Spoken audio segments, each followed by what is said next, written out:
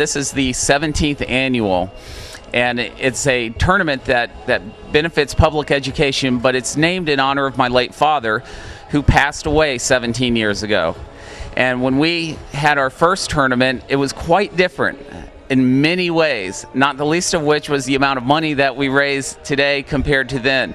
I believe our first tournament raised $11,000, and the entire field could fit on this balcony here. It was still a successful tournament, but we didn't have the big circus tent that you see there. We didn't have people coming from literally all over the state and some from out of state to be here. But we knew it was for a good cause. We treated people right. We made it exciting, and it's just built year after year after year. And so to be here at the 17th annual, May 17th, 17 on 17, is just phenomenal. And my mom is here again, and she is just beaming with joy and says that my dad would be pretty proud today. Oh, absolutely, absolutely. The dollars that we raise here go to children in classrooms and enable them to do things that they otherwise would not be able to do. A perfect example is a teacher just the other day was saying how, but for the foundation and the money we raise at the Galvano Classic, her class would not have been able to go to Washington, D.C. to participate in Odyssey of the Mind. That was a $5,000 trip, with including transportation and room and board. And these are things that tax dollars just can't do. Teachers have used the mini grants to buy supplies for science or art, or take their class to see a play or to an opera. It's really a phenomenal asset to have. And for many years, especially with an austere budget, teachers were going into their own pockets to be able to enhance their classroom programs. And to have an organization like this where you can make a request and get some money to do the little extras to make education wonderful, it's a good thing. Well, I think, first of all, it's important every year. There is nothing good or bad in society that you cannot relate back to education or the lack thereof, whether it's advancements in science or our prison populations. Education plays a role. And this year, we were able to really focus hard on education, not just from a funding standpoint, but from a policy standpoint, to make some changes to get more laser focused. I had the privilege of serving as the chairman of the Education Appropriations Committee in the Senate, and was very pleased to come back home and say we put $1.1 billion additional dollars in K through 12. Well, I don't play, actually. I go around and with my family, and we thank the people who are here and sort of act as host. And it's really an enjoyable thing for me to do, because I get to see so many of my friends and meet new people. And like I said, they're coming from all over the state and out of state. We have 144 golfers, which is absolute max. We'll probably have another 100 people out here just to be part of the festivities, to go around, because we have food stations all over the course. But it's been going on now since yesterday. We started at lunch yesterday with Governor Rick Scott, who came to join us and thank our big VIP sponsors, and then we had a round of golf at the Longboat Key Club, a reception last night, and now the main event. Well, first and foremost, just excited to be here to support the Manatee Education Foundation and the great work that they do to support the education of our students in the county. And these events are important as fundraisers to be able to raise funds to augment our initiatives in educating our students and providing supplemental funding around that process. Well, one of the things I've been impressed with both during the interview process and as the superintendent is the great community support and collaboration around the education of our youth in Manatee County, and very impressed with everyone who wants to get behind that and be supportive of it. And it's obviously a very critical and crucial capacity that we need to deliver that high quality instruction to meet the needs of all our students. So I very much appreciate all the community members and organizations that get behind us in delivering that education. Well, first and foremost, I've gone to about 36 schools thus far, talked to all the staff and faculties, and we really have great teachers and great staff in our schools, and the very foundation that we need to be successful. And I've been very pleased of what I've seen and heard around the teachers and staff in our schools. And that's what we need as a foundation to build on, to build a great school district. And obviously we have our challenges around the district, both financially and systems and process-wise.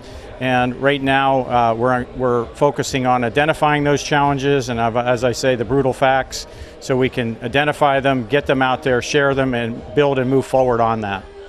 Well, it actually started when I was 1 year old, so I've been coming 17 years all my life. Haven't missed one yet. So we don't really play. We used to. My uncles used to, but we don't really play. We host more. You know, we go around, say hello to everybody, and then we'll probably present the awards later tonight. I think they should support it because it's one of the more important things in the world. I mean, when everyone's better educated, everything runs more smoothly, and everything's just better. Well, as you know, I've said this in the past, this is one of the great opportunities our community has to give back to our children. You know, through this foundation, through this golf tournament, we raise a tremendous amount of money to help provide the very items and very things that our kids need. So, and this is just a great opportunity for us to gather as a community to help show our support for our educational system. That's funny you asked that. We were actually going back through and looking at the other day. I think this is my 13th or 14th tournament. I was there. I made one of the original ones that missed a few years, but I've been consistent ever since that time. Well, it shows the great outreach. It shows the great outreach that Senator Galvano has, his family has, the legacy that Phil Galvano had with being a great golfer and a great member of our community. And it just shows the camaraderie and the availability of people coming from all over the state to participate in this tournament, and ultimately, again, to help our community. Well, my foursome is made up of Dave Ramba from Tallahassee, Mike Ron from Sarasota, and Representative Doug Holder, also from Sarasota. So we will guarantee that we will have a great time out there. That's all I can tell you. Well, my company and Budweiser, Gold Coast Eagle Distributing, we've been supporting this foundation for a long time. This is my 14th year in it. We believe in the fact that if you build your community, you build your company. And we've had a lot of success in Manatee County, and we're going to continue to have success, and it's because of great organizations like this that put money behind our children's education. And as long as our kids keep coming up educated, we can find them jobs and get them jobs, and we can attract some good industry to our community. That's why we're involved. Well, what's amazing, I've operated beer distributorships in Michigan and New York and Ohio. What's amazing is that our political leaders know that the business community and things like this foundation are the lifeblood of the community, and they actively want to know what we do. They actively want to know how we raise taxes for the state and for the community and for the county, and they get involved and they make sure that our businesses and our foundations are successful. That's what makes Western Florida and Manatee County a very special place to live and work.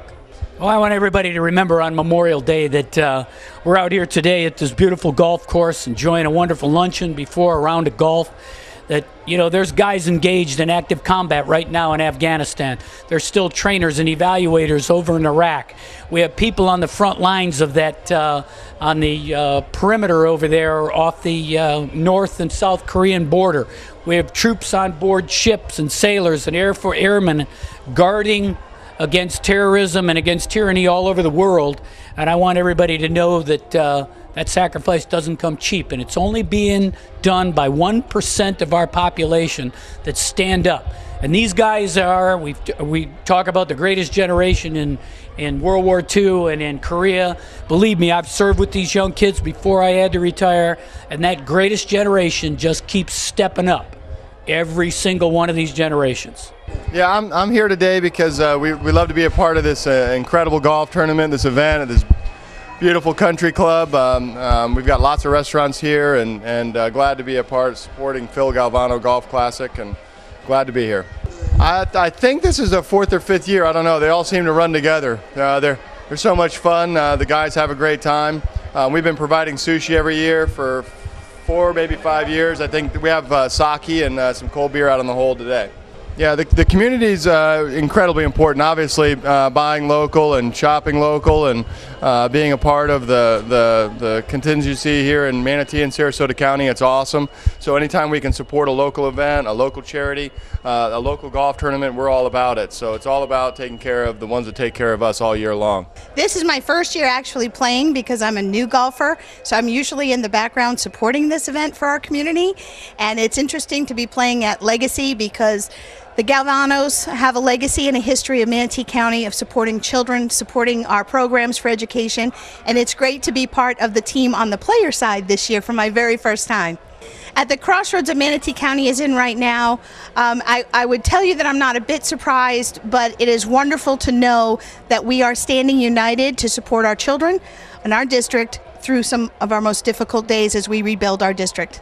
Well, I can tell you as a parent, my children were brought to Manatee County when they were 3 years old, and our first home was right here on the Legacy course. So they were at the ribbon cutting for Manatee High School. They've been part of this area, and today is one of those interesting days in my life because they went to school for their last time in Manatee County classes. So I know, and I know the benefits my children have had being raised in Manatee County and going through the school system here, and my dedication is full-time on this job to take us where we need to be.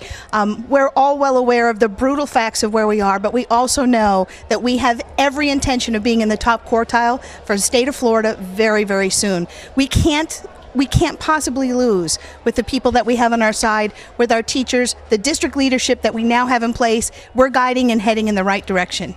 I'm sitting in the cart with Senator Dietert. She's not only been a wonderful mentor to me, she's done 2 terms on the school board long before she ever went to Tallahassee.